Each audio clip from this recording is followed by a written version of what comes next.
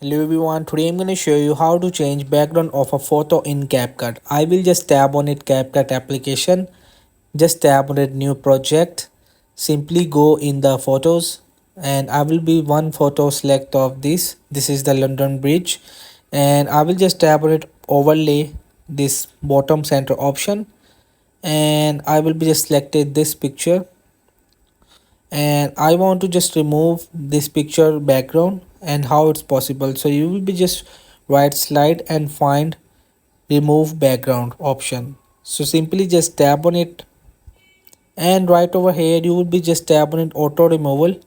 So auto removal in its pro version, so make sure you will just buy the subscription of Capcut. So I will just tap on it, and here you will see as it's simple, it will be just removed background of this man. So I will just adjust it. So in this way you will just have to change background of a photo in Capcut. So hope this video help you. Please don't forget to like and subscribe and get notified for more videos.